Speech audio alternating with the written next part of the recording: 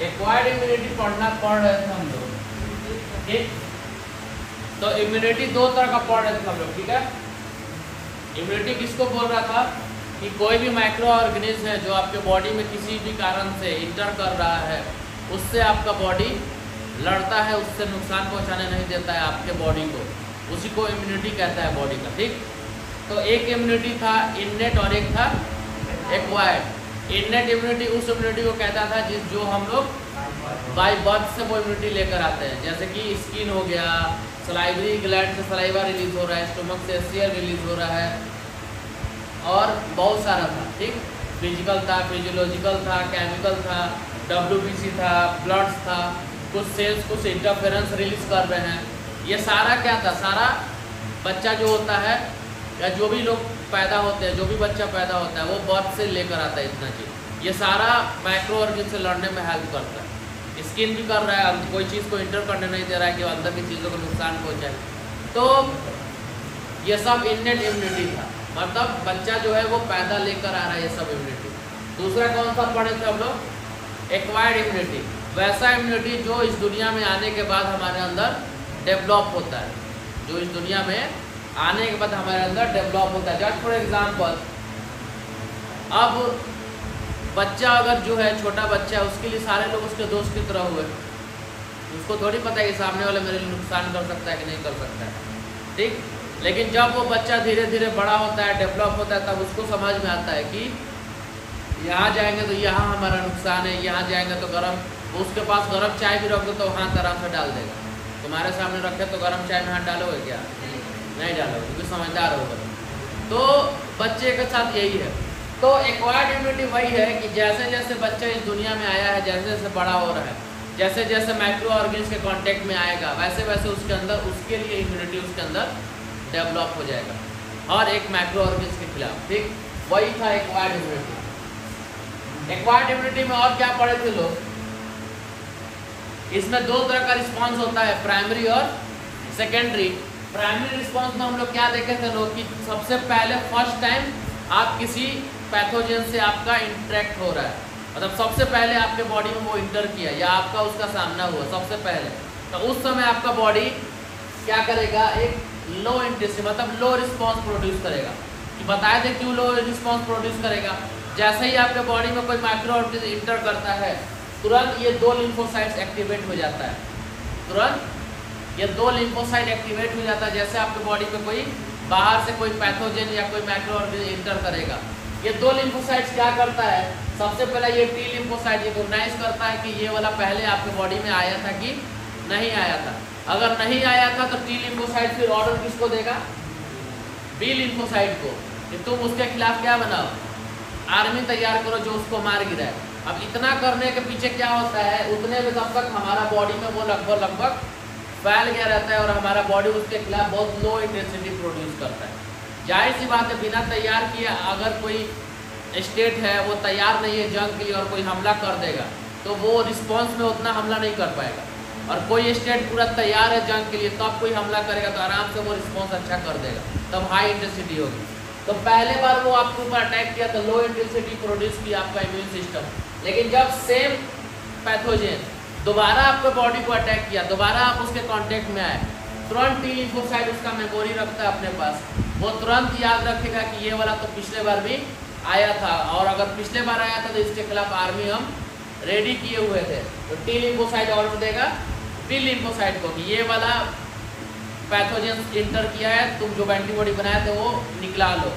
B lymphocyte के पास बने antibody उसके खिलाफ सेकेंडरी रिस्पॉन्स गिराएगा हाई इंटेंसिटी के साथ, और आपका इम्यून रिस्पॉन्स उसको मार देगा और आपको उतना नुकसान नहीं पहुंचाने देगा। तो ये था एक्वायर्ड इम्यूनिटी की सारी कहानी। अब देखो, एक्वायर्ड इम्यूनिटी में दो तरह का इम्यूनिटी होता है जनरली, एक ह्यूमरल इम्यून रिस्पॉन्स जिसको बोलता है एंटीबॉडी मेडिएटेड इम्यूनिटी, एक होता है सेल इम्यून रिस्पॉन्स जिसको सेल मेडिएटेड इम्यूनिटी। ये दो तरह का इम्यूनिटी क्या कहता है, ह्यूमरल इम्यूनिटी बोलता है कि हमारे बॉडी में जैसा पैथोजन इंटर किया और उसके खिलाफ हमारा बॉडी जो एंटीबॉडी तैयार किया है, पूरे हमारे ह्यूमन सिस्टम को वो इम्यून रिस्पॉन्स दे रहा है, वो हो गया ह्यूमरल इम्यूनिटी।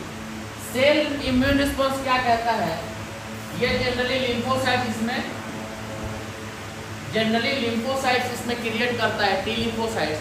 ये क्या करता है, जैसे ही ये रिस्पॉन्सिबल होता है ग्राफ्ट रिजेक्शन के लिए, organ transplant, ability to distribute cell for non self. ये क्या बोल रहा है, जब किसी आदमी का किडनी ट्रांसप्लांट हो रहा है, लीवर ट्रांसप्लांट हो रहा है, कई जगह हार्ट ट्रांसप्लांट भी कई केस में होता है सक्सेसफुल, तो जब ये सारा बॉडी का कोई ऑर्गन अगर ट्रांसप्लांट हो रहा है किसी भी इंसान का, तो दूसरे का उसके अंदर इंटर करते हैं, दूसरे का ऑर्गन रखते हैं। तो हमारे बॉडी के अंदर जो ये सेल इम्यून रिस्पॉन्स है या CMI, सेल मीडिएटेड इम्यूनिटी है, ये क्या करता है, आपके ऑर्गन और दूसरे ऑर्गन के बीच में क्या करता है, डिस्टिंग्विश करता है।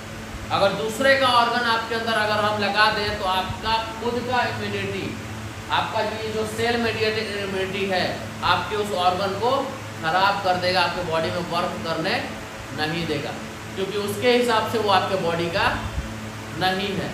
इसलिए क्या करते हैं हम लोग, जो भी डोनर चूज करते हैं वो एक ऐसा चूज करते हैं जो जिससे आपका मैक्सिमम चीज़ मिले। इसलिए सबसे पहले आपके घर में लोग देखता है, या आपका बेटा या आपका बेटी या आपके माँ बाप या उनके भाई, पहले अपने फैमिली में लोग कहते हैं आप देखिए, क्योंकि खून क्या है, सेम एंसेस्टर से वो लोग आ रहे हैं। आपके बड़े पापा हैं तो आपके पापा के भाई, आपके दादा के ही वंशज है। तो जैसे आपके मदर के घर से हो गई, या आपका बेटा बेटी है तो आपका है, तो उन लोगों से ज़्यादा मिलने का चांस रहता है, उन लोगों का ऑर्गन आपसे ज़्यादा मिलेगा। तो पहले इनको देखते हैं, अगर इनमें भी कोई नहीं मिला तब दूसरे को देखते हैं।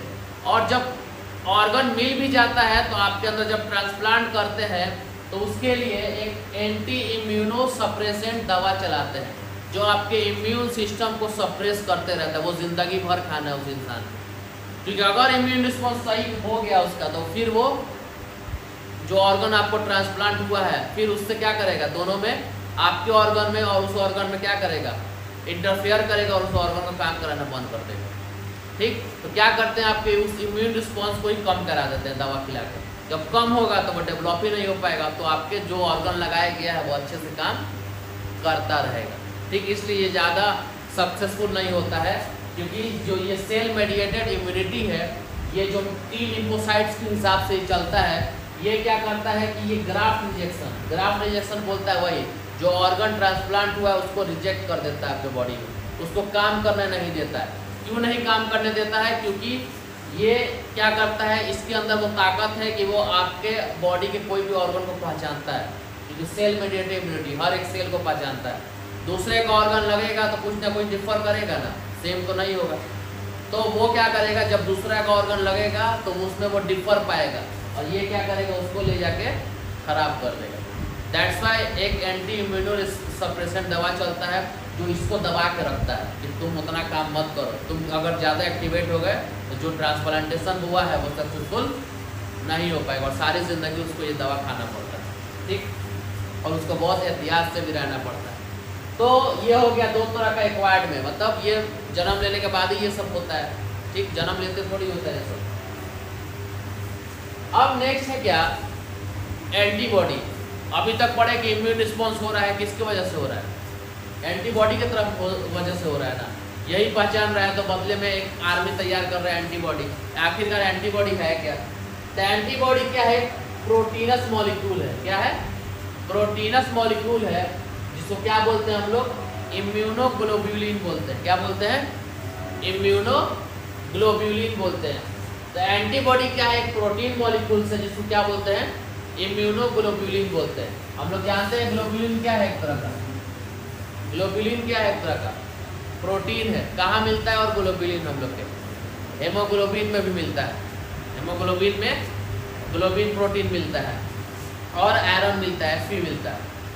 तो एंटीबॉडी एक प्रोटीनस मॉलिक्यूल है, जो जिसको हम लोग इम्यूनोग्लोब्यूलिन बोलते हैं। दैट्स वाई इसका सिंबल क्या है, IG, capital I small G। That's why immunoglobulin. 5 तरह का एंटीबॉडी मिलता है बॉडी में, अगर देखें तो पहला क्या है, IgA, IgM, IgE, IgG और IgD। ये 5 तरह का ये एंटीबॉडी है। जो IgA एंटीबॉडी है, इसका शेप कैसा होता है, यह डायमर फॉर्म का शेप होता है। कहाँ रहता है ये?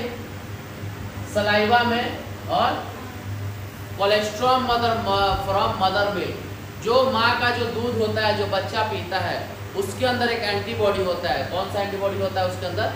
IgA एंटीबॉडी होता है। जनरली ये सलाइवा में मिलता है लेकिन कम अमाउंट में मिलता है, सबसे ज़्यादा मदर के मिल्क में, और मदर के मिल्क में उसका जो कोलेस्ट्रॉल होता है उसके अंदर ये मिलता है IgA। दैट्स वाई जो बच्चा पैदा होता है उसको क्या कहते हैं कि माँ का दूध बहुत ज़रूरी है, क्योंकि माँ के दूध में उसका क्या मिलता है? एक एंटीबॉडी मिलता है। और अगर पाउडर वाला मिल्क पिलाते हैं तो उसमें वो चीज़ उतना अच्छा नहीं मिलता है। ठीक, दैट्स वाई मदर का मिल्क सबसे पहले पिलाना चाहिए। दैट्स वाई तो क्योंकि मदर मिल्क के अंदर एक एंटीबॉडी मिलता है, ये जब बच्चे के अंदर जाता है तो उसका इम्यून रिस्पॉन्स क्या करेगा? और अच्छा करेगा। जाहिर सी बात है, एंटीबॉडी जब जाएगा तो ये तो बना बनाया आर्मी जा रहा है ना, तो इम्यून रिस्पॉन्स और अच्छा करेगा। नेक्स्ट क्या है हमारा? IgM। IgM का अगर शेप का बात करें तो पेंटामर होता है। ये क्या करता है? प्राइमरी इम्यून रिस्पॉन्स करता है। मतलब आपके बॉडी जब पहली बार किसी माइक्रो ऑर्गेनिज्म के कांटेक्ट में आया तो उस समय जो ये लो इंटेंसिटी वाला इम्यून रिस्पॉन्स होता है ना, सबसे पहला वो कौन रिलीज करवाता है? IgM। मतलब सबसे पहले कोई माइक्रो ऑर्गेनिज्म आपके बॉडी में इंटर किया, आपको नुकसान पहुंचा रहा है और आपका बॉडी सबसे पहले उसको पहचाना, तो उस समय जो प्राइमरी रिस्पॉन्स बॉडी क्रिएट करता है तो कौन सा एंटीबॉडी रिलीज करता है? IgM रिलीज करता है। समझ में आ गया? तो अगर एग्जाम में आए कि प्राइमरी रिस्पॉन्स के लिए कौन सा एंटीबॉडी ये जरूरी है, या सबसे पहले कोई आपके बॉडी के अंदर पैथोजन इंटर कर रहा है तो कौन सा एंटीबॉडी बनता है? तो कौन सा बनता है? IgM बनता है। ठीक, नेक्स्ट क्या है? IgE antibody. इसका भी सेम मोनोमर है। ये कब रिलीज होता है? Allergic reaction. जब बॉडी में कोई एलर्जिक रिएक्शन होता है, किसी कारणवश बॉडी में कोई एलर्जी हो गया या किसी को एलर्जी भी रहता है, तो उस कंडीशन में यही एंटीबॉडी रिलीज होता है, IgE। ठीक, IgG एंटीबॉडी मोनोमर, ये क्या करता है? Crosses placenta barrier. जब बच्चा प्लासेंटा बताए थे ना, जो मदर और बच्चे के बीच का एक लिंकअप है, उस समय मदर से वो बच्चों में जाता है कौन सा एंटीबॉडी? IgG एंटीबॉडी, और उसके अंदर इम्यून बनाता है। बाकी एक IgD एंटीबॉडी है जिसका अभी उतना काम अननोन है, उतना काम अच्छे से इसके बारे में नहीं पता है, तो आप लोग खोज कीजिएगा इसके बारे में, भी पता चल जाए, या हो सकता है खोज हो भी जाए। अब देखो एंटीबॉडी का शेप की बात किया जाए तो एंटीबॉडी कैसा शेप है? वाई शेप का एंटीबॉडी है। ठीक, एंटीबॉडी वाई शेप का है, just like that. 4 polypeptide chain होता है एंटीबॉडी में, 2 हेवी और 2 लाइट चेन। तो ये एक हेवी, दूसरा हेवी, तो 2 हेवी हो गया, और 2 लाइट चेन, एक ये और एक ये, 2 लाइट चेन। ठीक, तो 2 लाइट चेन होता है, 2 हेवी चेन होता है पॉलीपेप्टाइड का एंटीबॉडी में, वाई शेप का होता है। ठीक, और ये आपस में डाइसल्फाइड बॉन्ड से अटैच रहता है, मतलब सल्फाइड बॉन्ड से अटैच रहता है, डाइसल्फाइड बॉन्ड से अटैच रहता है। और ये जो एंटीबॉडी यहाँ क्या होता है? मान लो आपका कोई भी आपके बॉडी के अंदर कोई माइक्रो ऑर्गेनिज्म इंटर किया, उस माइक्रो ऑर्गेनिज्म जो इंटर किया है उसके अंदर उसका एंटीजन होगा, क्योंकि सबके अंदर एंटीजन होता है। वो एंटीजन यहाँ आकर बाइंड हो जाता है इस वाले रीजन में, और जब यहाँ आकर बाइंड होता है वो एंटीजन, तो ये जो एंटीबॉडी है वो उसके खिलाफ क्या बनाता है? एंटीबॉडी तैयार करता है, उसको जाकर पकड़ लेता है, उसके खिलाफ एंटीबॉडी तैयार करता है। ठीक, IgG जो एंटीबॉडी है मोस्ट प्रिवेलेंट एंटीबॉडी है, जो कि प्लासेंटा के अंदर से आता है मदर के, और IgA जो मदर के मिल्क से मिलता है। ये 2 एंटीबॉडी, बाकी तो बॉडी में बनता ही बनता है। तो ये 2 तरह का एंटीबॉडी था। ये एंटीबॉडी के बारे में था, इसके बारे में ज़्यादा दिमाग नहीं लगाना है। एंटीबॉडी एक इम्यूनोग्लोबुलिन है जो वाई शेप का होता है, 2 हेवी चेन होता है, 2 लाइट चेन होता है। ये चेन आपस में सल्फाइड बॉन्ड से अटैच रहता है। एंटीजन यहाँ पर आके बाइंड होता है और इसके बदले एंटीबॉडी बनता है, दैट्स इट। और एंटीबॉडी कितने तरह का हो, बस इससे ज़्यादा कोई क्वेश्चन नहीं पूछेगा। मोस्ट प्रिवेलेंट एंटीबॉडी पूछे IgG, मदर के मिल्क से कौन निकले तो IgA। ठीक, दैट्स इट। ये दोनों एक्टिव और पैसिव इम्यूनिटी। एक्टिव और पैसिव इम्यूनिटी कहाँ पढ़े थे लोग? जो एक्वायर्ड इम्यूनिटी का बाइफर्केशन था एक्टिव और पैसिव में। तो एक्टिव और पैसिव इम्यूनिटी का मतलब क्या होता है? एक्टिव का मतलब बॉडी में एक्टिव इम्यूनिटी कब पैदा होगा और बॉडी में पैसिव इम्यूनिटी कब बनेगा। तो एक्टिव इम्यूनिटी कब बनेगा? जब बॉडी किसी भी पैथोजन के कांटेक्ट में आएगा, तब उसके बॉडी में क्या बनेगा? Active immunity.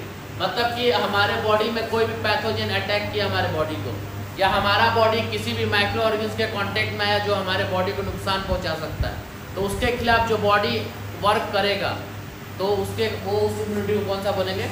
Active immunity. ठीक, इसमें क्या क्या होता है? इसका कोई साइड इफेक्ट नहीं है बॉडी में, और ये जो होता है बहुत धीरे धीरे बनता है। इसका एग्जाम्पल क्या है? वैक्सीनेशन हो गया। वैक्सीनेशन में क्या करते हैं? किसी भी ऑर्गेनिज्म का इनएक्टिव फॉर्म, किसी भी ऑर्गेनिज्म को इनएक्टिव फॉर्म में हम किसी बॉडी के अंदर इंजेक्ट करते हैं, तो चाहे उस टाइप से हो या कोई भी माइक्रो ऑर्गेनिज्म हमारे बॉडी को अटैक करे, तो हमारा बॉडी उसके खिलाफ क्या करता है? पहले प्राइमरी रिस्पॉन्स बनाता है, एंटीबॉडी बनाता है, फिर जब दोबारा वो अटैक करेगा तो फिर दोबारा हमारा बॉडी रिस्पॉन्स करेगा तो उसको अच्छे से मार देगा। तो इसमें टाइम लगेगा ना, तुरंत तो नहीं हो जाएगा, इसमें टाइम लगेगा। तो वो क्या है? Active immunity. वो क्या है? Active immunity.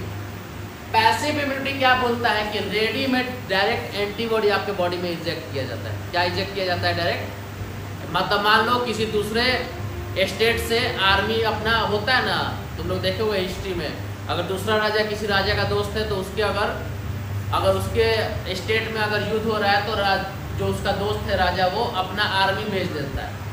ठीक, डायरेक्ट। वो हो गया एंटीबॉडी। तो दो तरह से इम्यूनिटी होता है, या तो हम किसी पैथोजन के कांटेक्ट में है, उससे हमारे अंदर इम्यून रिस्पॉन्स हुआ, या हमारे अंदर कोई वैक्सीनेशन किया तब इम्यून रिस्पॉन्स हुआ। पैसिव में क्या होता है? रेडीमेड एंटीबॉडी ही इंजेक्ट कर देते हैं बॉडी के अंदर किसी के। इसका साइड इफेक्ट होता है क्योंकि ये रेडीमेड अंदर गया है, एंटीबॉडी बना एंटीबॉडी गया है। इसका लेकिन रिस्पॉन्स बहुत फास्टर होता है क्योंकि डायरेक्ट आर्मी इंट्रोड्यूस किए है ना, इसका रिस्पॉन्स बहुत फास्टर होता है। कोई भी चीज़ जो बहुत जल्दी हो उसका नुकसान ज़्यादा होता है, और कोई चीज़ स्लोली हो उसका नुकसान उतना ज़्यादा नहीं होता है। ठीक, तो डायरेक्ट एंटीबॉडी अगर किसी के अंदर इंजेक्ट करेंगे तो उसका साइड इफेक्ट होगा, लेकिन वो बॉडी में बहुत जल्दी वर्क करेगा। इसके अगर अगर एग्जाम्पल के बात करें तो जैसे बच्चे का अंदर डायरेक्ट एंटीबॉडी इंटर करता है जब माँ का दूध पीता है, वो हो गया एग्जाम्पल।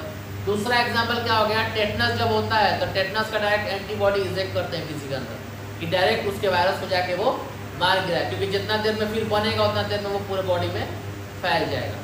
तो ऐसे करके ये पैसिव और एक्टिव होता है। अब देखो इन दोनों में भी नेचुरल और आर्टिफिशियल होता है।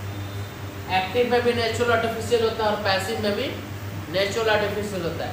पैसिव में एंटीबॉडी नेचुरल में क्या होगा? जो मार्क से डायरेक्ट बच्चे को आ रहा है वो नेचुरल फॉर्म में आ रहा है, वो नेचुरल एंटीबॉडी हो गया, नेचुरल फॉर्म में आ रहा है। पैसिव में आर्टिफिशियल क्या होगा? जैसे टेटनस का एंटीबॉडी बाहर से देते हैं हम लोग, वो हो गया आर्टिफिशियल, तो ये हो गया आर्टिफिशियल। ठीक, वैसे ही हमारा एक्टिव में नेचुरल क्या होगा?